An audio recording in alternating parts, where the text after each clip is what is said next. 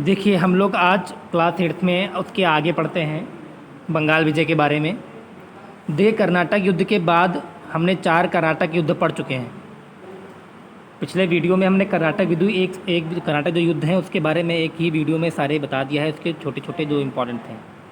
अब हम बंगाल विजय के बारे में जब बात करते हैं तो देखिए, इसके बाद क्या होता है कि संघर्ष की जो रंगभूमि होती है ये दक्षिण भारत से उत्तर भारत में स्थानांतरित होती है। अब पहले लड़ाइयाँ नीचे हुआ करती थी, अब ये नॉर्थ भारत में, नॉर्थ इंडिया में जो है ये ट्रांसफ़र हो गई हैं।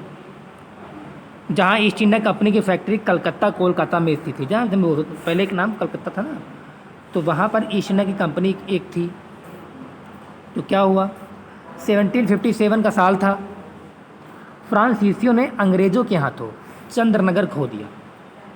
ठीक है, मतलब क्या हुआ, अंग्रेज़ों ने फ्रांसीसियों को हराकर उनके चंद्रनगर को अपने हिस्से में शामिल कर लिया।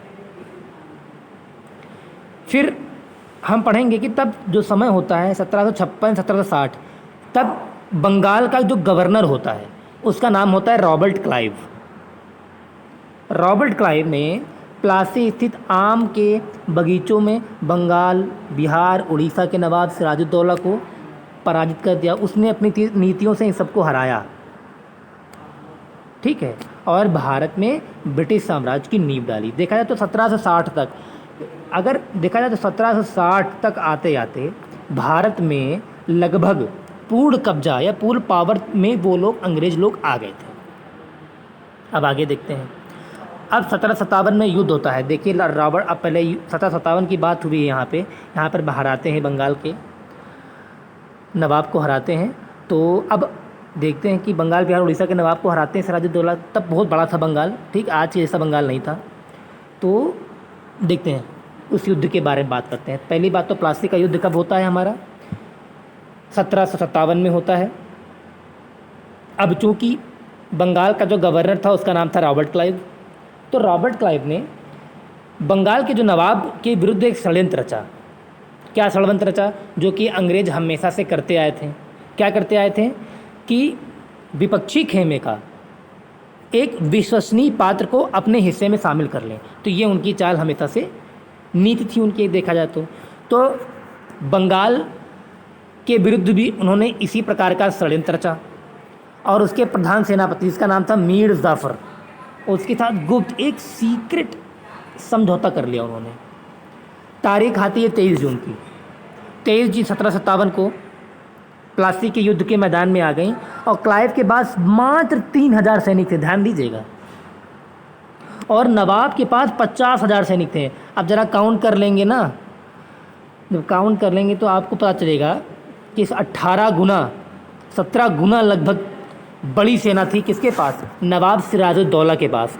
और अंग्रेज़ों के पास मात्र 3000 सैनिक। गौर करने वाली बात है। फिर भी हार जाते हैं, है ना। क्यों हार गए, क्योंकि भैया उन्होंने मीर जाफ़र, एक विश्वसनीय सेनापति को अपने अंडर में कर लिया। वरना नवाब सिराजुद्दौला कभी ना हारते, कितनी देर टिकते उनके सामने। आगे आगे हम लोग, अब क्लाइव के जो तोप खाने ने नवाब की सेना में मचा दी खलबली, क्योंकि अंग्रेज़ों के पास तोप खाने थे बहुत बड़े बड़े, तो उन्होंने ब्लास्ट करना चालू कर दिया अच्छे से।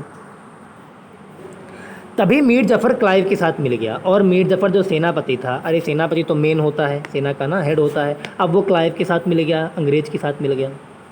फिर नवाब को उन्होंने बंदी बनाया और बंदी बनाकर नवाब सिराजुद्दौला को मार डाला। सोचिए, जो राजा 50,000 सैनिक रखने वाला 3000 के सैनिक आपके पास है और वो युद्ध में इस प्रकार मारा, तो जाहिर सी बात है विश्वासघात होता है। ठीक है, तो इतिहास हमें काफ़ी कुछ सिखाता है ना। अब उसके बाद बात करते हैं, प्लासी का युद्ध निर्णायक सिद्ध हुआ। क्योंकि बंगाल सबसे पावरफुल और सबसे पैसे वाला, सबसे धनाढ्य राज्य था, प्रांत था। इस युद्ध में अंग्रेज़ों की व्यापारिक कंपनी का एक राजनीतिक शक्ति बना दिया। अब इस युद्ध के बाद एक पॉलिटिकल पावर भी उनके पास आ गई। वो पॉलिटिकल जो तुम्हारे मामले थे उनमें भी वो हस्तक्षेप करने लगे। इसलिए प्लासी के युद्ध को अंग्रेज़ों के स्थायित्व का एक मेन कड़ी माना जाता है। अंग्रेज़ों ने पाँव भारत में जमा दिए और भारत में ब्रिटिश साम्राज्य की नींव डाली। एक छोटी सी गलती, है ना। उसके बाद चूँकि जब फोर्टिफिकेशन कर रहे थे, किलेबंदी कर रहे थे, तो नवाब को शक हो गया था कि ये विदेशी हमारे भारत में आकर जो है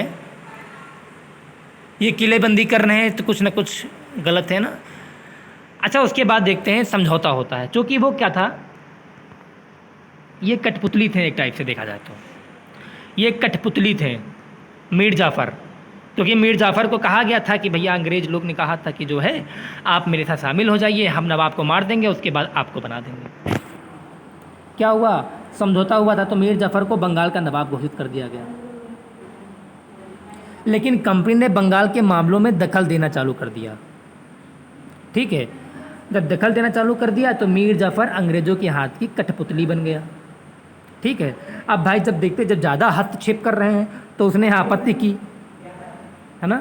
जब आपत्ति की तो अंग्रेज़ों ने कहा अच्छा, तो उन्होंने उसको अपदस्थ कर दिया, उसको हटा दिया, और हटाने के बाद दूसरे इंसान को नवाब बना दिया, उसके दामाद को।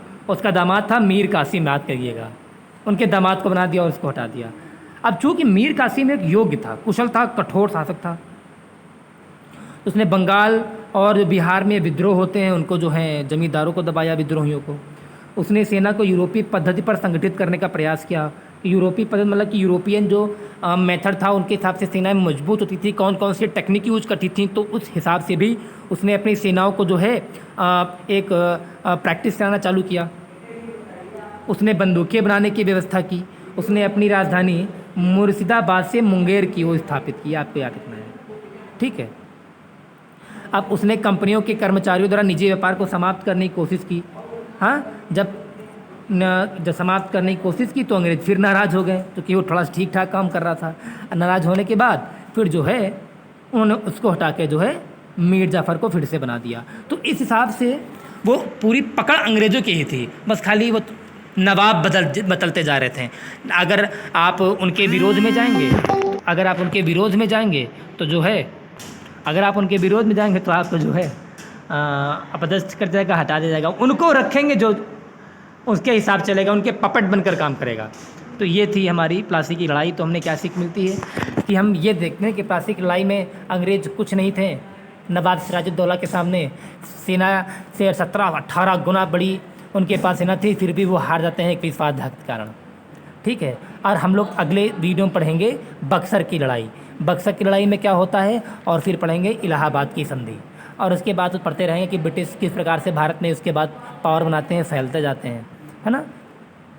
Thank you.